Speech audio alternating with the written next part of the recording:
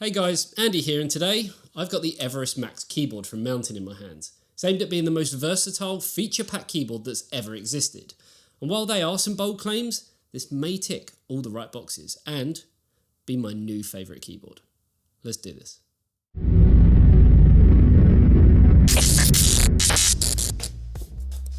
Andy, what are you watching? It's not what you think. Wow, it's so big! Why, thank you. It's the new AOC AG493 UCX, 49 inches of pure performance and a refresh rate of 120 Hz. It's so fast. You can even do two at a time. What? You can connect two devices at a time and split the screen. With FreeSync Premium Pro, a 32:9 aspect ratio and a built-in KVM, you'll be finished in no time. Gaming, I mean. What did you think I mean? Get your mind out the gutter and click the link in the description to find out more. So before we get started, who are Everest? Well, for anyone who doesn't know, they're a small company who to this date have a whopping 2 ranges of products. The first being the Makalu mouse that we looked at back in January of this year, and then the Everest range of keyboard, which started their journey as a Kickstarter campaign. Now, the whole point of, the Everest is to offer users something specific to their needs with a choice of models, switches and keycaps, which are obviously reflected in both features and of course that all important price. Now, for those wanting the full customization of their keyboard from the ground up, Mountain have the Everest Core Barebone. This is basically for those who already have their own keycaps and switches, and you can simply install them and away you go. Coming in at $129.99 in the UK, it's not exactly cheap, but from the build quality alone, you'll definitely start to see why. For those wanting something you can use straight out of the box, then the Everest Core is available at $136.99. So for the extra money, you really are getting a lot more, while still having that flexibility to change switches and keycaps at a later date. You still have the choice of gunmetal grey or midnight black, and of course the choice of 3-pin Cherry MX switches. Also, at a later date, you can opt for the numpad or the media dock, which we will actually talk about in a little bit. Finally, moving on to what we have here, the Everest Max. This is the Don in the range, the daddy, with everything included. You get the keyboard, numpad, the media dock, and the wrist rest. So let's start with the box. Packaging is a big thing to me, especially when you're looking at what is essentially a premium product, and Mountain know that, and have come up with probably one of the best looking boxes I've ever seen. Opening the top of the box gives you the first glimpse at the main keyboard itself, with the soft wrist rest underneath. Then, like a kind of pull-out jewellery box, you'll find the customizable accessories, the media dock, the numpad, and the USB cable. So the first box includes a single switch of every Cherry MX colour available for this keyboard, so you can see what you like and if you prefer one to the other. You also get a black escape key, as the one on the keyboard is a silver keycap with a Mountain logo on it, a set of stackable magnetic feet, and a tool for pulling both the keycaps off as well as the switches out. Underneath is a quick start guide and a set of Mountain stickers. The next box includes the media dock, which is probably the most exciting part of this whole keyboard for me. It can be docked into 2 locations and allows you to not only skip through media using the buttons, but to also see when your caps lock, scroll lock and num lock keys are enabled or disabled. And of course to utilise that amazing multifunctional dial, which will show you a huge array of things, including PC and media info, time and so much more. The next box is a detachable number pad, which is stupidly versatile due to its unique design of Mountain, as it can be positioned on either side of the keyboard, or even separately. The coolest part of the numpad really is those 4 LCD buttons, which can be customised to do and show anything you want. I honestly thought with Elgato being owned by Corsair that they were going to be the first mainstream manufacturer to bring this to market, but it looks like Mountain got there before them. In the last box is a 2-meter braided USB Type-C to Type-A cable, as well as a female to male USB Type-C for attaching that number pad away from the main part of the keyboard. So with the accessories to one side, let's talk about how it all comes together. The whole point of the Everest Max is that you have options. The wrist rest can be easily attached or detached, the media dock can be fitted to the top left or to the top right, and the number pad, as said, can be put onto the left side or the right side or simply away from the keyboard with the included Type-C cable. You really do have something that should appeal to the majority of gamers, and even those who aren't gamers. As someone who has to write scripts all day for videos, it fits in perfectly in any office environment too, without looking kind of overly garish like some gaming orientated keyboards do. So the media dock, it all feels solid with the buttons and the dial has a nice tactile feeling to it. You can control it with one finger between the increments and can actually feel those increments too, which is quite nice. You can control the volume, the lighting, the macros and so much more with it. And I'd like to think as time goes on, more features will be added and maybe even opened up via an SDK for users to be able to put their own things on it, very much like Logitech did with the G15 range of keyboards. The number pad really is a huge highlight for me due to those 4 customizable buttons. The LCD screen on them is bright and vibrant, though the feeling of the buttons feel just a bit soft for my liking. I would prefer for them to have some kind of more tactile feedback. Instead, while they do click, it feels like you're kind of pushing them into jelly, and that's the best way for me to explain it really. I love the fact that you can change them up to do kind of whatever you want, whether it be launching programs, using as a macro for text or common phrases, shortcuts within editing software and so much more. I really do hope that they release a second module though, that's just kind of full of those buttons like this. I mean, it would be like having an integrated Stream Deck as part of the keyboard. Again, I'm surprised Corsair haven't done anything like this yet. So accessories aside, what about the keyboard itself? So we've got the Midnight Black, which honestly looks great with its anodized brushed aluminium. But I'm going to be honest, I'm not a massive fan of the CNC milled part where the keys sit. Just looks a bit unfinished, and while some people will love it, I've got to admit, I just think a smoother look would just look far better and more premium. I also think the silver looks a bit better and again gives off more of a premium vibe, which is obviously what the Everest is all about. On the underside of the keyboard, we find a thick plastic shell that also gives us plenty of space for cable routing and of course that all important USB Type-C connection. In terms of the rest of the styling, Mountain decided to plump for double shot ABS keycaps instead of PBT, though they can be bought separately from their web store. Though I would have liked to have seen PBT included as standard, as they are generally regarded as better quality, but obviously cost more money. At this price point though, I think it could have been done. The font on the keycaps is nice, clean and easy on the eyes, and it also allows enough lighting through without being glaringly blinding. Though in all honesty, I've seen better on other competitor keyboards, but I'm probably just nitpicking a bit now. Sticking with lighting, it has full perimeter lighting around the frame, which is nice if you're watching someone on it, but you can't really appreciate it if you're the one using the keyboard, as you simply can't see it. Playing devil's advocate though, this is probably a nice thing, as it means it's not distracting. The keys all have per key lighting and can all be controlled through Mountain's Basecamp software, though I have to say the white isn't what I'd expect, as it has a slight pinkish tint to it, which is quite disappointing. If you are wanting to remove the keycaps and even the switches, the puller tool makes it really simple and reveals the 3-pin hot swap connection on the PCB itself. And another thing Mountain seem to have put a lot of effort into is the stabilizers, which have been clipped and lubed manually, meaning that again, everything feels nice and solid and where it should be. So while it comes with various configurations depending on what you're after, the model I have here comes with Cherry MX silent switches, which is a big change from my typical speed silver or reds that I normally go for. Have a listen for yourself.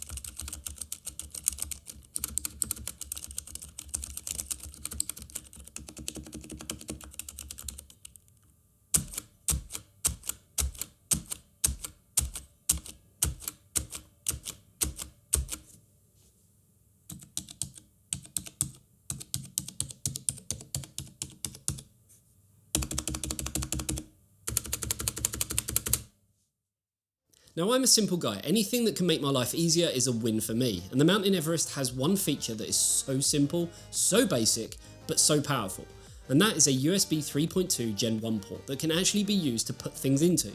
It's not a simple pass-through, but is actually a hub, meaning you can run things from it without the need for extra power. This is a complete game changer. Now, speaking of extra power, while other keyboards on the market generally require a thick cable with 2 USB connectors, the Everest, being USB Type-C, requires the single cable which is braided and not too thick, though if you wanted to, for customization's sake, you could always use your own cable if you really wanted to. Another form of customization comes down to the height of the keyboard. Instead of those horrid clips that generally kind of tend to snap over time, Mountain have gone with a stackable magnet design to help prop the keyboard up to your desired angle. It's such a simple thing, but is one of those things that just makes sense. So what about the keyboard when it's fully tricked out? Again, I'm going to keep talking about flexibility, but you can put the numpad on either side of the keyboard due to the female USB Type-C connectors. The male connector actually slides out from underneath the numpad to allow it to essentially dock into place. Be careful though, as if you're lifting your keyboard up, you'll want to remove this first, as it's not exactly, let's say, fixed into the keyboard. Because you do get a small female to male USB Type-C cable, it does mean you can still enjoy a small keyboard without a numpad and just connect it, which is done kind of on the fly, just out of the way for when you do need it. This is also great if you struggle with room and need that extra space for your mouse. Now, I will admit, having the numpad on the left hand side feels a bit odd, but I'm sure with some time you will actually get used to it.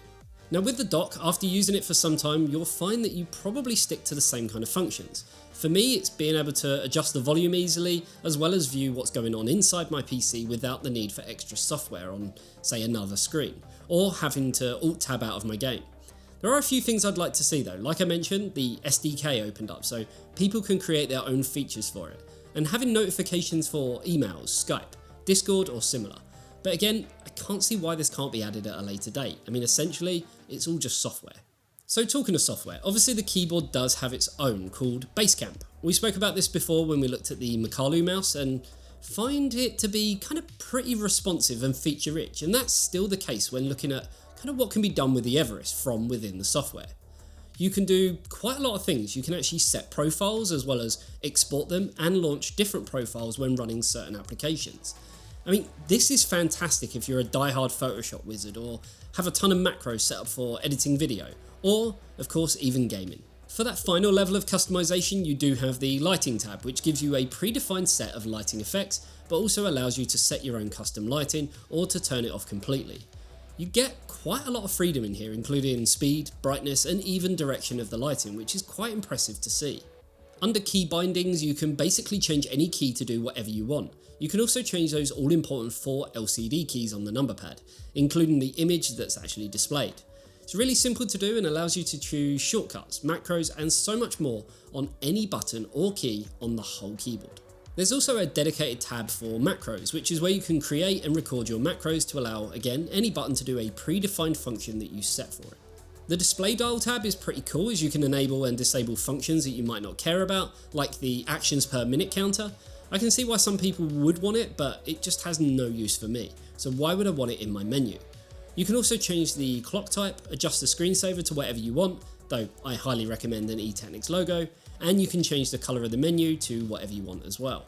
Finally, you have the settings tab, which allows you to toggle certain game mode settings like disabling the all-important Windows key, changing the layout of the keyboard, and of course, checking for firmware updates. Overall, the software is pretty impressive, and that says a lot for a company who haven't really done this for very long. I can honestly say that there is worse software out there from more established brands, and maybe they could actually learn a thing or two from Mountain. So software aside, what's it actually like to use? Obviously with a keyboard or any peripheral for that matter, it's subjective, and dropping over £200 or $200 on one is always going to be a bold move, but I can honestly say that hand on heart, it's one of the best keyboards I've ever used, and I can only really see it getting better. Now, when I personally look for a keyboard, I actually hate having one that is larger than it needs to be. I've always kind of swayed towards Asus keyboards, as the main board doesn't actually extend that far past the keys, meaning that it's big enough without being unnecessarily big. The Mountain is, well, it's exactly the same, and having that extra scope for modularity is a complete game changer. Now, there is one sticking point for me, but I'm kind of learning to ignore it, and that's the CNC milled styling. At first it just kind of stuck out like a sore thumb. It looks unfinished and just frankly amateur. If Mountain can take the criticism and release a smooth bodied one, I'd be all over it. But I'm probably being kind of overcritical, as to be fair, you can't really see it that much anyway when you're using it. I mean, how often do you actually look at your keyboard? That aside, I can't fault the keyboard. There's maybe a couple of things I'd like to see in the future, like an SDK, so people could, form a community, much like with Logitech, so we can share functions and apps for the dock dial. And I'd love to see a dedicated macro block that could connect into the other side with at least 16 LCD buttons on, somewhere around that. That for me, when doing photo work or editing or even gaming, would be the icing on the cake. It's not often I'd say to go and put that kind of money onto a keyboard, but I'm struggling, and I mean really struggling, to find fault. And this all coming from a company who have only ever made a mouse before. I mean, damn, impressive. Do you know what else is impressive though? The eTeknix Smart Thermos, keeping your hot drinks hot and your cold drinks cold, and with a handy dandy smart temperature readout so you always know the temperature of the liquid inside. Grab yours at store.eteknix.com. So there you have it. Hopefully you enjoyed this video. If you did, you know exactly what to do, and I'll see you in the next one. See you later, guys. Bye bye.